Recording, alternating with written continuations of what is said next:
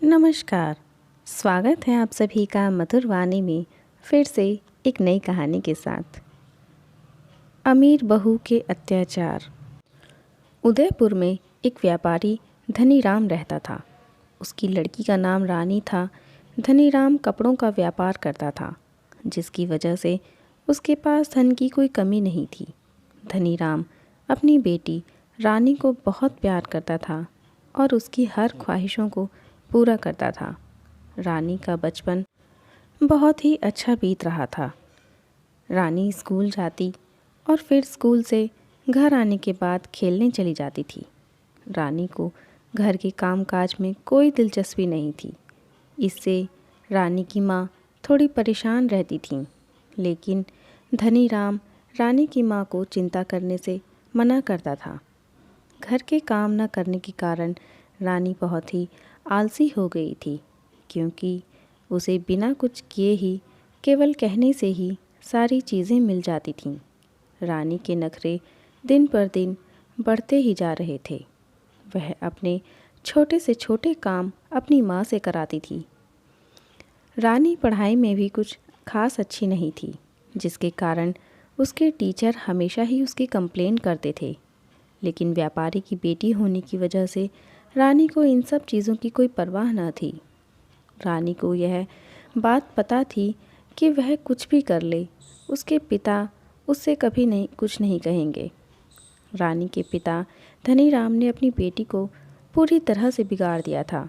खेलते कूदते हुए रानी का लड़कपन भी खत्म हो गया था और वह एक जवान लड़की बन गई थी। लड़की जवान होने पर माँ बाप को उसकी शादी की चिंता होती है, और यही चिंता धनीराम और उसकी पत्नी को भी होने लगी थी।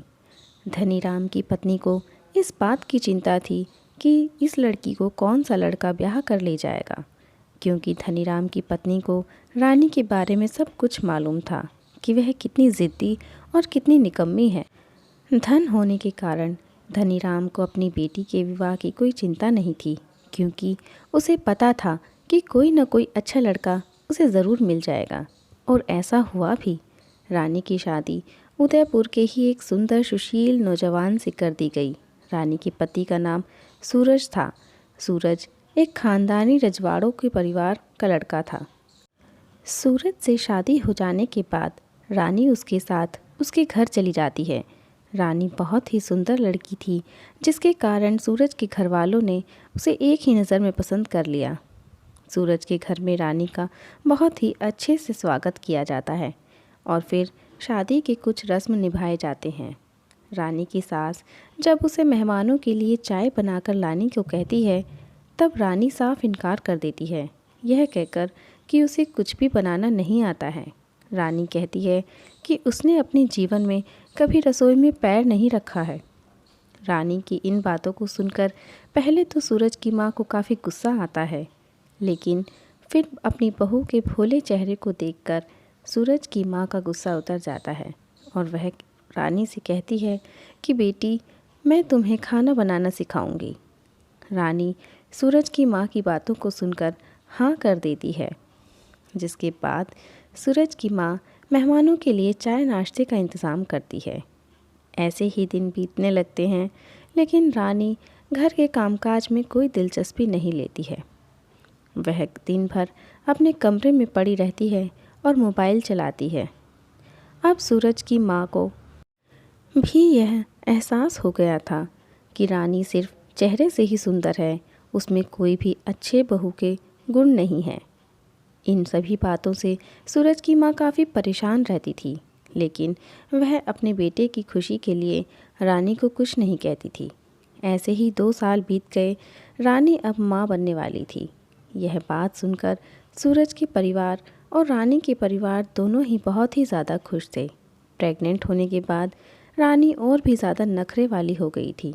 अब तो रानी खुद से अपने खाने के बर्तन भी नहीं हटाती थी। सूरज की माँ उसका सारा काम करती थी। एक दिन रानी को कहीं बाहर जाना था, जिसकी वजह से वह सूरज की माँ को अपने कपड़े इस्त्री करने के लिए कहती है। सूरज की माँ रानी के कपड़े इस्त्री कर ही रही थी कि इसी बीच कुकर की सीटी बज गई।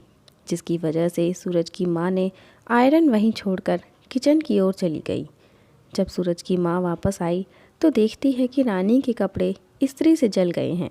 रानी को जब इस बात का पता चलता है तो उससे बहुत ज़्यादा गुस्सा आता है और वह गुस्से में अपनी सास को एक थप्पड़ मार देती है। रानी हमेशा अपनी सास को परेशान करती थी। रानी को ऐसा करते हुए सूरज देख लेता है, जिसकी वजह से वह गुस्से में रानी को घर से बाहर निकाल देता है। रानी घर से निकाले जाने के बाद भी बड़े घमंड से अपने घर वापस आती है, क्योंकि उसे पता है कि उसके पिता के पास बहुत पैसा है। लेकिन घर आने पर उसे मालूम चलता है कि धनीराम अब धनी नहीं रहा। व्यापार में हो रहे घाटों की वजह से धनीराम अब कर्ज में डूब चुका है। सूरज रानी के परिवार को उसकी हरकत के बारे में बताता है। रानी की इस हरकत को जानकर उसकी माँ बहुत ही दुखी हो जाती है और उसे सबक सिखाने के बारे में सोचती है। रानी को सही रास्ते पर लाने के लिए रानी की माँ खुद बीमार होने का दिखावा करती है, जिसकी वजह से अब घर पर कोई ऐसा नहीं था जो रानी की ज़रूरतों की पूरी करे।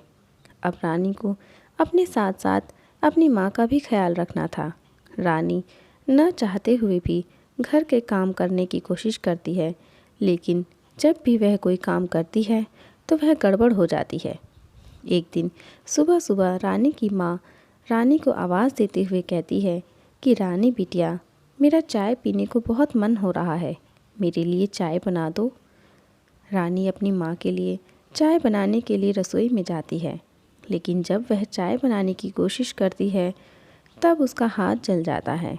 हाथ जलने पर उसे एहसास होता है कि उसने कैसे देर से चाय लाने पर जानबूझकर अपनी सास के हाथों पर चाय गिरा दी थी। धीरे धीरे घर के कामकाज करते हुए रानी को एहसास हो जाता है कि उसने अपने सास के साथ कितना गलत किया है, जबकि उसकी सास कितनी अच्छी है। इस बात का एहसास हो जाने के बाद रानी अपने सास के पास वापस जाती है और उनसे अपने गलत कामों के लिए माफ़ी मांगती है। रानी की सास एक बहुत ही अच्छी इंसान है। वह अपने साथ इतना सब हो जाने के बाद भी रानी को बहुत प्यार करती है, इसीलिए वो रानी को माफ़ कर देती है और उसे फिर से अपना लेती है, जिसके बाद रानी एक अच्छी बहू की तरह अपने सास की सेवा करती है और पूरे परिवार का अच्छे से ध्यान रखती है। तो आशा करती हूँ दोस्तों, आज की यह कहानी आप सभी को ज़रूर पसंद आई होगी। तो हमारी वीडियो को लाइक और चैनल को सब्सक्राइब किए बिना जाइएगा नहीं। धन्यवाद।